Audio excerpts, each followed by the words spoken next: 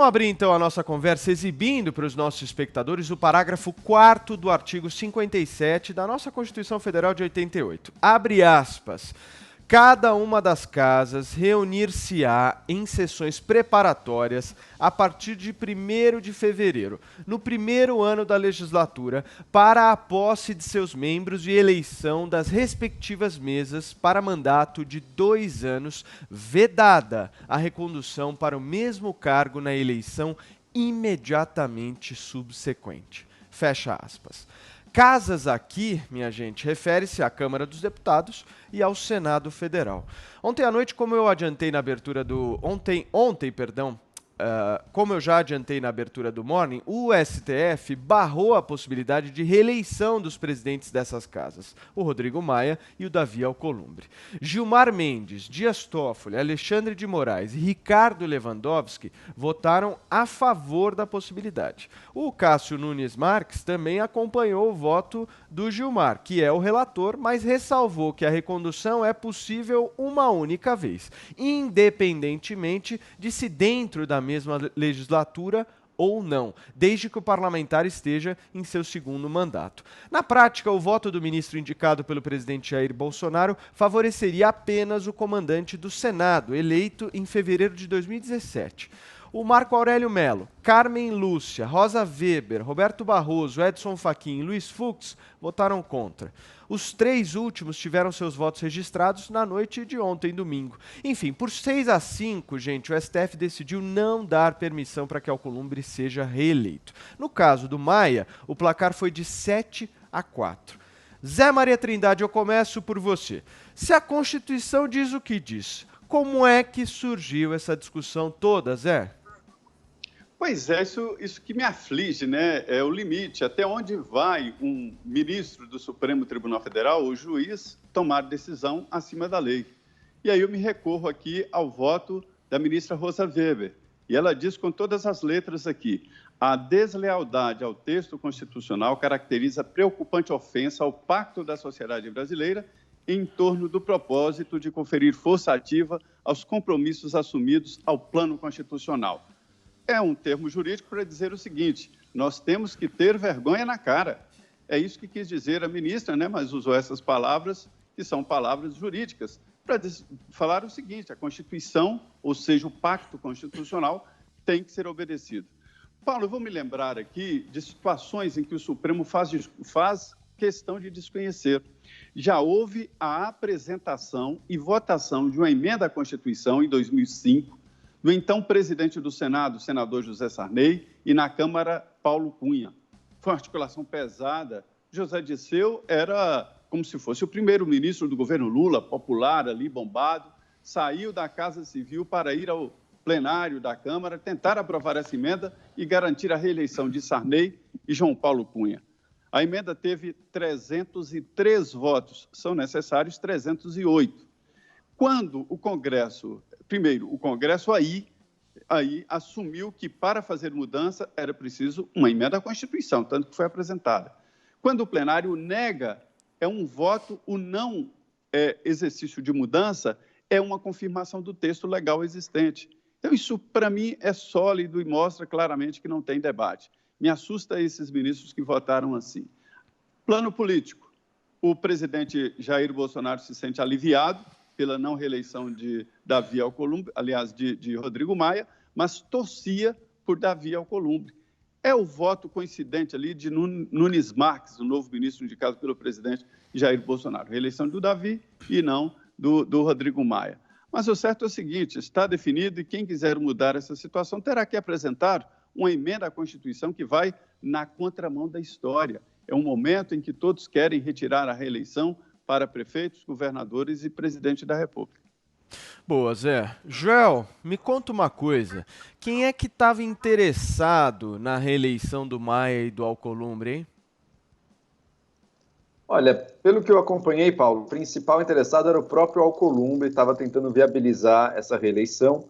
O governo Bolsonaro estava, de alguma maneira, alinhado com ele, mas eu acho que o governo não fazia questão disso também, não. Então, acho que o principal era uma campanha do Alcolumbre e senadores aliados a ele ali, que queriam realmente essa mudança. O Maia talvez surfasse nessa onda, mas também não era o grande mobilizador por essa causa, não. Agora, que bom, que vitória do texto límpido, do texto claro da nossa Constituição.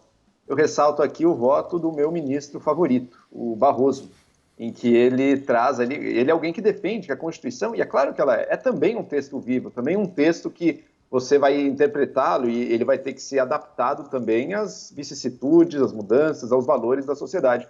Mas ele próprio traz. Só que esse trabalho, ele tem um limite. O limite do que permite o texto, como ele chama de os sentidos do texto, os sentidos da semântica do texto constitucional, a latitude que ela permite. Nesse caso, não tinha dúvida. Não tem interpretações diferentes possíveis a serem feitas desse texto aí, vedando a reeleição do presidente da Câmara e do Senado na mesma legislatura. E tem sentido ser na mesma legislatura, né? Porque são os mesmos deputados que estão ali, e isso dá um poder enorme do presidente da Câmara ou do Senado de comprar o apoio deles para se reeleger aí durante o mesmo Congresso. Então, que bom que isso foi vedado. Eu acho que nem deveria ser constitucional essa questão. Para mim, a Constituição brasileira ela vai a muitos detalhes desnecessários, é uma questão de regimento do Congresso, mas o fato é que escolheu se colocar na Constituição. E se escolheu colocar, está ali, tem que ser respeitado. Eu lanço só uma provocação, hein? Quantas das pessoas que estão agora felizes, aplaudindo o Supremo por ter mantido o claro texto constitucional, também aplaudiram o Supremo quando ele votou contrário à prisão depois de condenação em segunda instância. Afinal de contas, a gente sabe, o texto constitucional é bem claro também, de prisão, punição só depois de transitado em julgado. Mas a Constituição tem que se valer. Queremos mudar isso? Queremos. Então que seja por meio do Legislativo, que seja por meio de PEC. Muito bem. Adrilles Jorge, esse é o país do tempo perdido, né, meu amigo? Porque se a gente for analisar, nós estamos aqui discutindo a reeleição dos presidentes das casas legislativas, mas questões fundamentais, como essa, por exemplo, que o Joel citou, a PEC da segunda instância, a PEC do foro privilegiado, isso aí não está em pauta, né? O que está em pauta é se o Maia e o Alcolumbre continuam ou não no poder. Essa é a prioridade do Brasil. Perdido, né? E ganho para manutenção do poder. E não só do poder de presidentes de Câmara, de presidente da República, de ministros do STF, mas um poder subreptício de um establishment que se conspurca em grande medida com o crime. Eu pego a provocação do Joel Meninão e a respondo. A segunda instância, sim, admitia uma jurisprudência, um tipo de interpretação do espírito da lei, porque o trânsito julgado, ele termina na segunda instância. Depois você vai fazer uma análise sobre as leis constitucionais que amparam aquilo ali.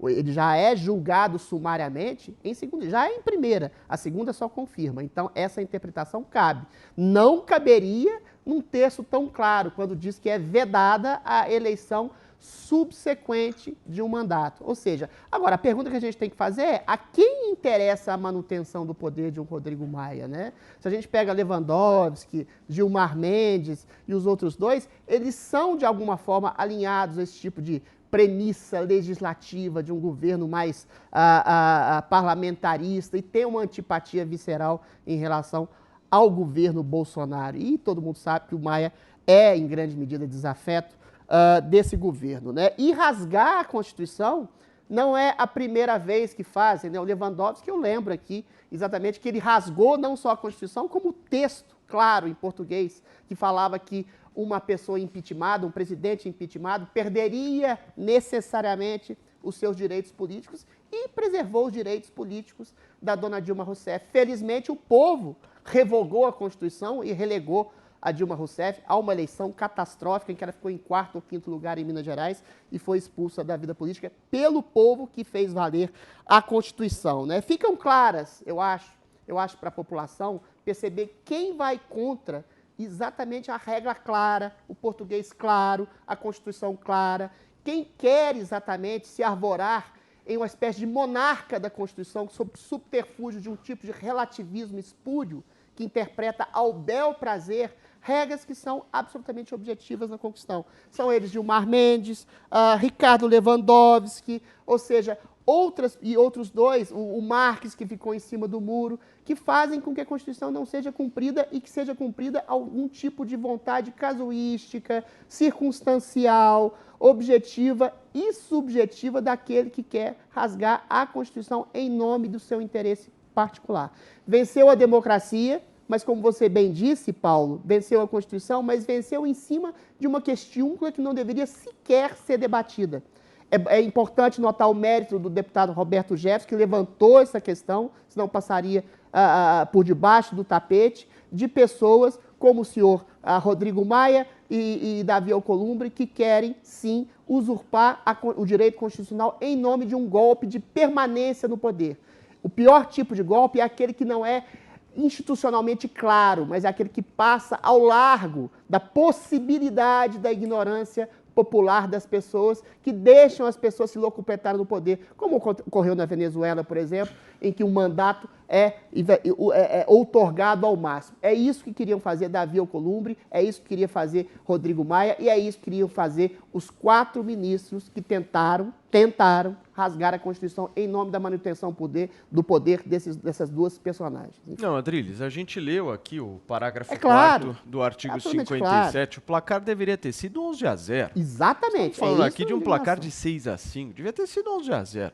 Ô Zé, me fala uma coisa, Zé, agora com o Maia e o Alcolumbre fora do tabuleiro político aí de 2021, né, das eleições aí das casas legislativas brasileiras, como é que fica o cenário? Fala pra gente aí, quem são os favoritos? O presidente da Câmara, Rodrigo Maia, tenta manter ali unido o grupo que o elegeu, que passa pela esquerda, passa por parte do Centrão e tem como base ali o DEM, o MDB, e a tentativa é definir ali que esse grupo está unido. Existem vários candidatos. Do outro lado, o Centrão apresenta o seu candidato, que já tem o apoio do presidente Jair Bolsonaro, que é o Arthur Lira.